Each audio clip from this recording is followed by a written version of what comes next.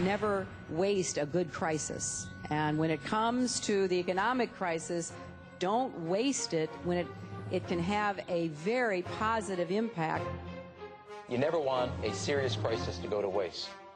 The way we're going to win over the long term is not just militarily. We've got to win over hearts and minds. And what that means is we've got to invest in countries that have no educational infrastructure, have no means for young people to get ahead. We've got to give them a stake in creating the kind of world order that I think all of us would like to see. Stay tuned for politics and religion. Well, it seems like we talked about it a lot, but there's a lot to talk about. And I'm speaking of, in particular, the center of the earth, the city of Jerusalem. This story that I wanted to make sure you did not miss. Palestinian Authority venture capital. They get $500 million to Arabize Jerusalem. Here's the story. The Arab League, that union of 22 Arab nations, agreed Thursday, and this was a few days ago, to raise $500 million in order to fight Jewish growth in Jerusalem. The money will be given to the Palestinian Authority, which says it will use it on behalf of Palestinian Arabs living in the Israeli capital.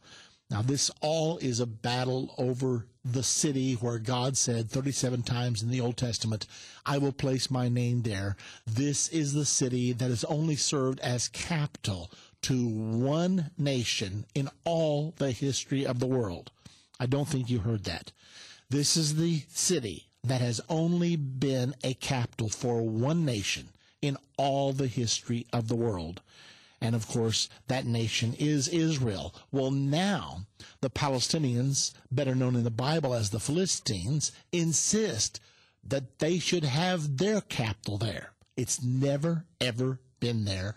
So why now? Well, there's one reason. Because that's where the Israelis, their historic enemies, want their capital. So the more they can encroach upon the heart of the nation of Israel, then the more they weaken the nation of Israel. And that's the reason these Arab countries are willing to infuse $500 million to help Arabs gain a stronger and stronger foothold in East Jerusalem. Now, the story that has not appeared in your news, probably, but it's out there, and that is that Benjamin Netanyahu has caved to pressure and has not allowed any more building permits to be issued in East Jerusalem. Now, think about that. This big brouhaha over what happened when Vice President Biden was in Jerusalem, the announcement of 1,600 new housing units.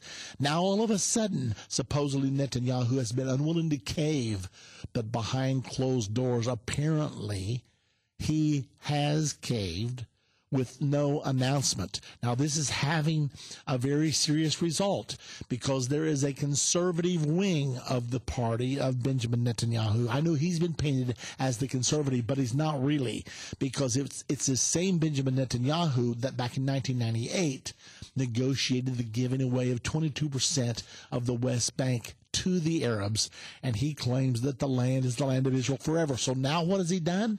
He has now said that the West Bank, the area of Judea, Samaria, must be given to the Palestinians for a state there. Now, this is unheard of as far as the Likud is concerned until now. They were supposed to be the people that embraced the promises of the Bible and said this is our traditional homeland, therefore we couldn't give it away if we wanted to. To give it away would be to denounce the Bible, and once you denounce the Bible, then you have no right to be there at all. Well, the conservative side of Netanyahu's party, led by Mr. Feiglin, is now calling for early elections within the Likud because they know that there's a lot of unrest within the Likud as far as the direction that Benjamin Netanyahu has taken the party.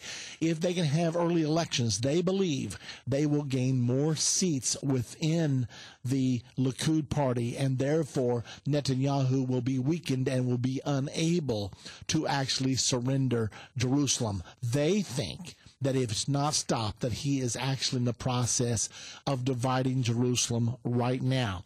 This is what we know. We do know that the Temple Mount is going to be placed under an international authority. We know that from the prophecies of the Scripture. Will it be Netanyahu that does it? Will it be someone else? What should Netanyahu's attitude be? If I were in his shoes, I wouldn't divide it for any reason. If it cost me my job, it cost me my job. At least I could face history and face God and say, I was not the instrument that divided the city where you chose to put your name. However, it is going to be divided some way. All we know is the Temple Mount will be under a sharing arrangement. It will be under international control. How they deal with the rest of Jerusalem, we're not sure yet. Is it on the table? Yes, I'm afraid so. It's on the table. And that's the reason Benjamin Netanyahu is in such conflict right now. A new round of international global warming talks opened in Bonn, Germany on Sunday. The global warming extremists continue to promise that without a major global warming agreement, the end of the world will be unavoidable. What they really mean is that a world government will not be possible. We'll talk about it today on Politics and Religion. Look, there are two things I don't discuss: politics and religion. In my house, we don't talk about politics and we don't talk about religion. I'll talk to you about anything except politics and religion. I never talk about politics and religion. Politics determines how we'll live here on earth. Religion determines how we'll live forever. I'm Irvin Baxter. I think it's time we talk about it.